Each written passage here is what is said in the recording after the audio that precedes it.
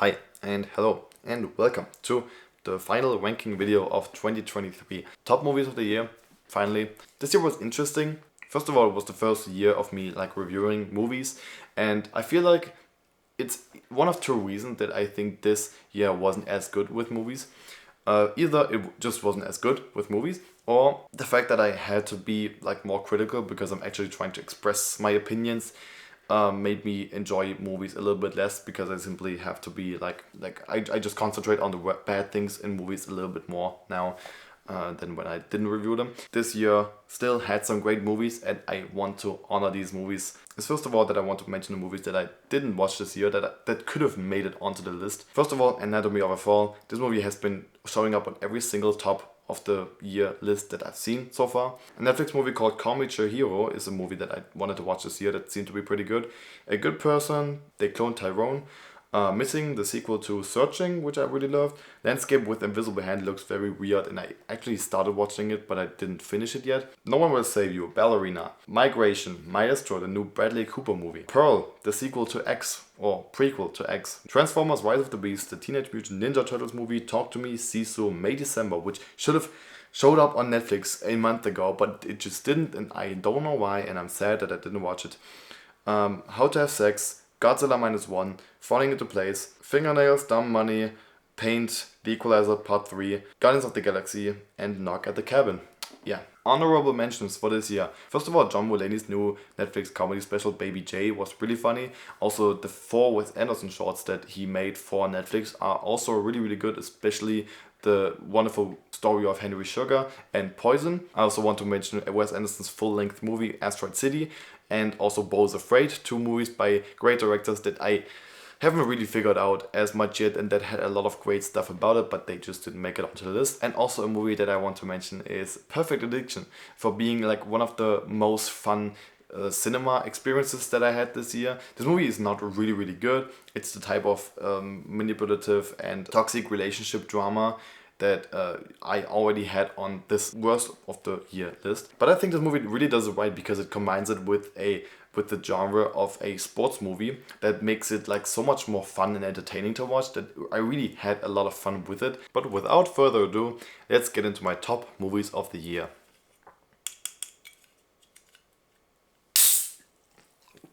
Cheers. My number 15 is Sam Esmail's Leave the World Behind, a new Netflix movie that came out in December this year. It's a very weird movie, but I think it's super well made, even though I don't really get it. And even though it's a very open-end movie that a lot of people have been complaining about, I think this movie is incredibly well made. It's a very authentic portrayal of how people would actually react to a situation like this.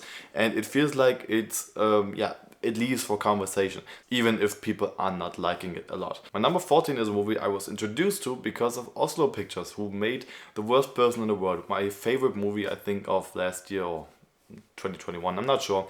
But I love The Worst Person in the World. And Sick of Myself is a movie that came out with Oslo Pictures as well this year for me. It's directed by Kristoffer Borgli and I actually didn't know that he was the director of Dream Scenario, a movie that was also released this year that has been getting so much hype. I can watch it this year and I also didn't mention it because it's actually a German release for 2024. So, maybe I'll watch it next year. I really want to. But yeah, Sick of Myself is this foreign movie that he directed about a woman who really loves attention. And so she just does the most horrible shit to herself just to get attention from people, and it's getting so ridiculous at some point. It's a very fun movie, a very short and entertaining film. My number 13, I actually didn't expect to put this on the list because I was very not happy with a lot of things about it, and that's Oppenheimer, directed by Christopher Nolan. This movie was good. I cannot doubt it. This year was very weird for movies that I anticipated, big movies, and the same also goes for Oppenheimer, because I still think that the first half of this movie, or the first act of the film, is super rushed and just annoying as hell, and the last act of the movie, everything that was with Robert Downey Jr.'s character, I feel like was way too dragged out.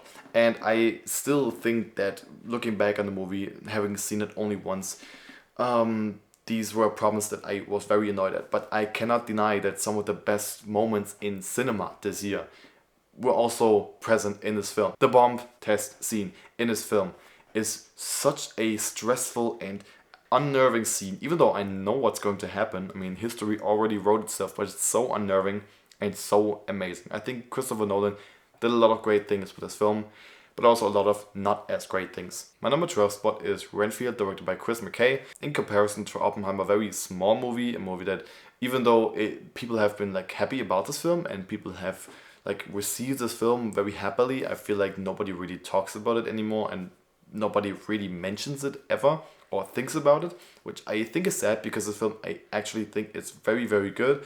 I thought it was a lot of fun. Even though I watched it by myself, I thought it was entertaining as hell. I thought it was funny. It had a lot of good humor, a lot of good action. A great performance by Nicolas Cage as Dracula. A great performance by... I forgot the fucking name of the guy. Fuck, what was his name? Letterboxd. Please help me. What's his name? Nicolas Hoult. That's his name. Great, fun performance by him. It's a movie that, especially here in Germany, people have not really been like noticing a lot, and I feel like that's a bad thing because the movie was fun. Next movie is also a movie that people seem to not really talk about a lot, but this is just more recent. But I feel like this movie is also getting a little forgotten very quickly, and that's Wonka, directed by Paul King. I just have to praise this movie for being a film in a franchise where I have not seen a single previous entry. I haven't seen Willy Wonka and the Chocolate Factory, and I have also not seen Charlie and the Chocolate Factory. Despite that, I still enjoyed this movie so much. It felt magical, it was a fun movie, and I feel like this is a movie for everybody. Like, there's so much great shit in this, and even though it has like some CGI that looks bad, I genuinely just didn't care.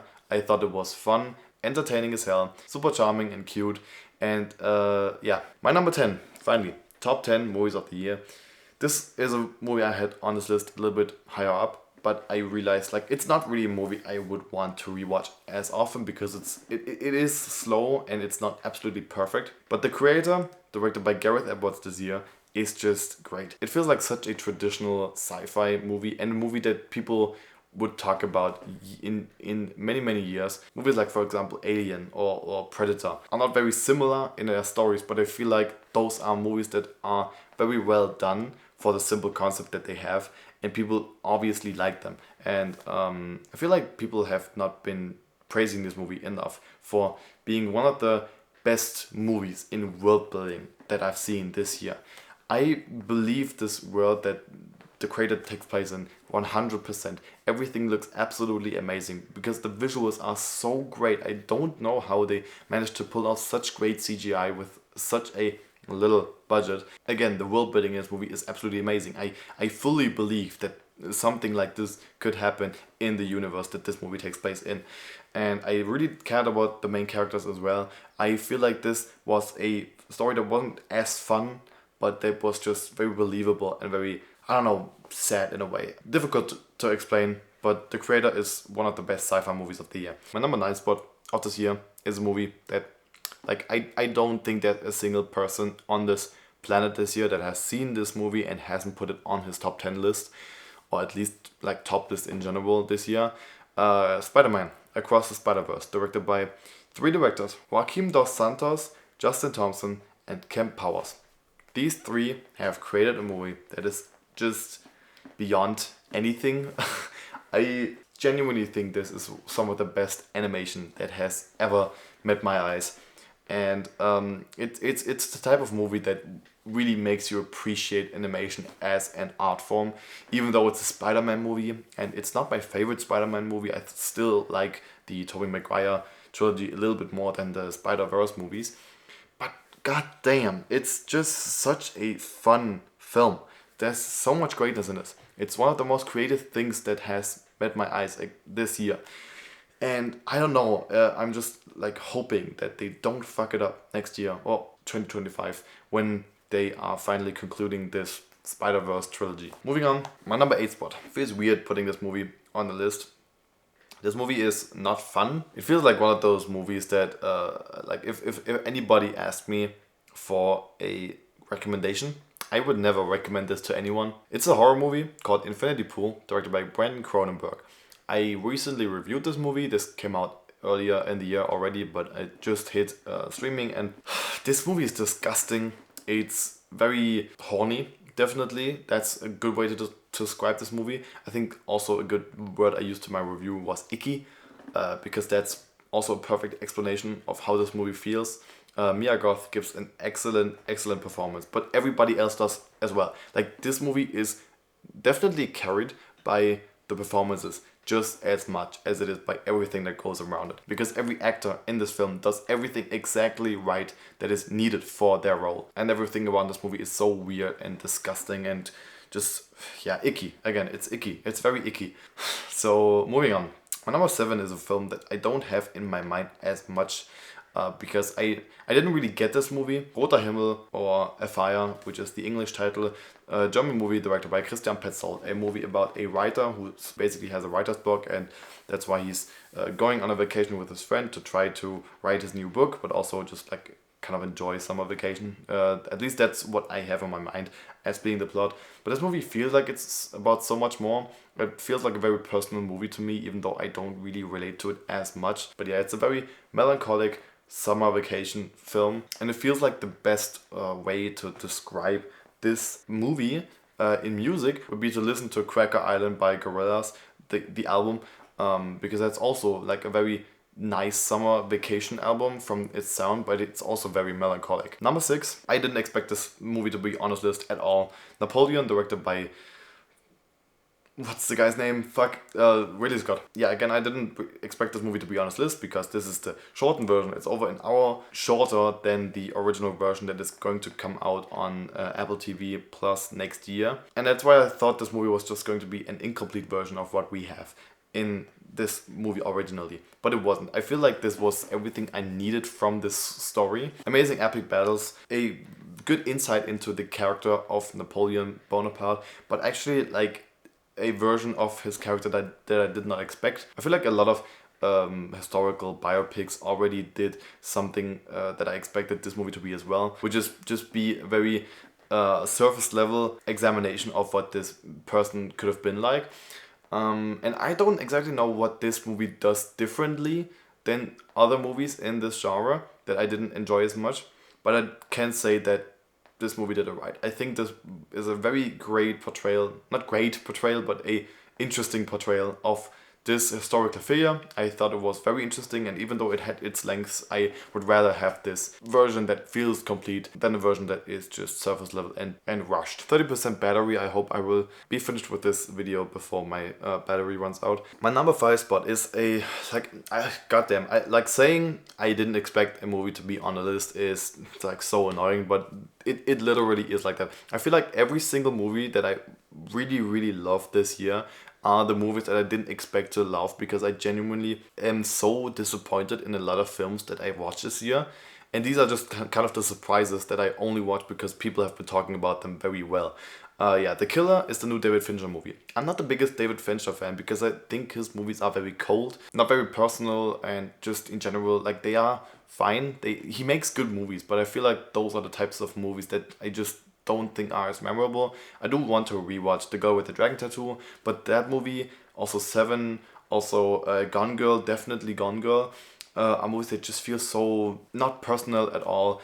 And even though I did enjoy them, I don't really think about them a lot. But I feel like that's exactly the point about The Killer, and that's why I love this movie, for being very cold and very impersonal, if impersonal is a word. I love The Killer a lot because it is just such a cold portrayal of such a cold person, and it's such an objective look into what this guy's life is. The filmmaking in this film is such a perfect reflection of what the character we are seeing is like. I love everything about this. I feel like the violence in this movie is also very sudden because this whole movie is so slick and so neat, not trying to be very exploitative with its violence. And so every time there is violence, it feels very unexpected and real. Like, that's what this movie definitely feels like. It feels real and just very scary in its realism. Like, the shit that this guy does is so trivial. Like, the guy using an Amazon packing station to break into someone's house is such a scary addition to this movie. Moving on. My number 4. This I actually expected. Like, this was actually a movie that I was excited about. I'm talking about Barbie, directed by Greta Gerwig. I don't know what to say. This is just so much fun. It was hilarious. It had so many good jokes. It wasn't completely funny every single time, but this is the exact type of movie that I love, that has such a wide variety of jokes that even though jokes don't land, it feels like I just appreciate it so much more for just daring the type of humor that I don't even enjoy. I think the production design in this film is amazing. I think the performances are amazing. I love Ken in this film so much. I almost considered putting I'm Just Ken on my top songs of the year list. You don't expect it to be good. It's like the Lego movie. I don't think I expected a movie to be so good, but it is. And this is just the perfect example of you can make a movie about everything if you make it right. But now, my number 3, actually a German movie again. This year seemed to be a good year for German movies. Also because the movie was actually pretty popular. It's a movie called Sonne and Concrete. I actually reviewed this in, I think, my first movie review video ever. And yeah, this is a movie about 4 children in Berlin just getting involved with a lot of criminality, is that a word? A lot of corruption, a lot of violence. And I feel like this is the type of movie that gives you a reality check of just like you should appreciate what you have, because god damn, there's people who have it way worse. There's people who are going through a lot of shit and it's just daily life for them. And yeah, this movie is brutal, it's sad, very realistic, and very dark sometimes. It felt like this could have had a happy ending, but I didn't anticipate it at all. It felt like this was impossible to end on a positive note, because there's so much bad shit happening in this film so quickly already. Like, this movie starts out with just the guy forgetting his pass, I think, to get into a school. And the first day that happens in the story of this movie is already such a shit show of things going wrong that it's like, it feels impossible that this could be real, but it could be real, definitely. Like, there's definitely people who exactly like this, growing up in the exact way that the children we are following in this movie are growing up. Sonne and Concrete is my number 3 movie of the year. My number 2 movie is The Teacher's Lounge, actually. The German Oscar contender for Best International Feature this year. Oh, not this year, for the 2024 Oscars.